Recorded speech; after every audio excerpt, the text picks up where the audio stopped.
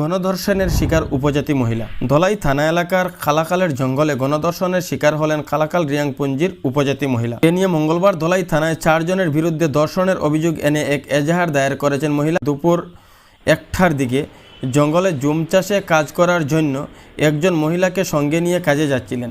সেই সময়ে জঙ্গলের ভেতর থেকে তাদের উপর অতর্কিতে আক্রমণ চালায় 4 দুষ্কৃতী। সঙ্গে থাকা মহিলা জুম চাষে ব্যবহৃত দা উঁচিয়ে নিজেকে রক্ষা করতে পারলেও আমি সবজি দোকানে গেছে ও সময় আমার টুকাইয়া আইসে ঘর ও সময় তারা আমার ধরিয়া যেটা ফালি ফাটিয়া তারা যেটা করছে কাপড় উপর সব সিরাইছে আমার কাপড়।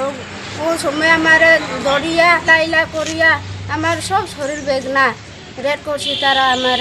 ও সময় আমি বেজান চিলাইছে, আমার দিদিও চিলাইছে। ও সময় তারা দাও দিয়া কাটিবার লাগি করছে আমার।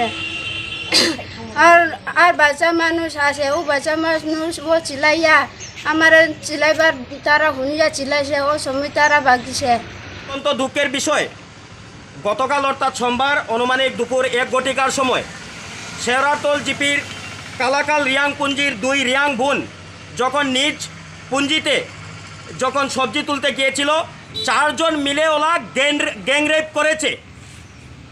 আমরা বেশ কিছুদিন থেকে দেখতে পাচ্ছি এইসব চতুর্দিকে এরকম ঘটনা ঘটছে।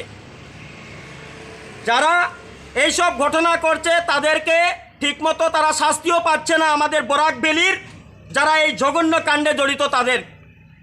তো আমরা এই মিডিয়ার মাধ্যমে সরকারের কাছে একটা বার্তা দিতে চাই, এইসব দুষ্কৃতীরা, এইসব রেপিস্টরা যাতে অতি সত্বর শাস্তি পায়।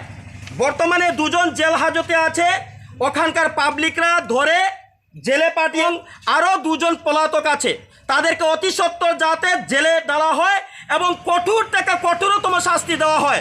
প্রশাসনের কাছে অনুরোধ করব এবং সরকারের কাছে অনুরোধ করব, এইসব জঘন্যতম দুষ্কৃতীরা যাতে কঠোর শাস্তি পায়, এটা আমাদের দাবি। ধলাই থানার সম্মুখ থেকে বাস্তব উপস্থাপনে আমি রাজীব।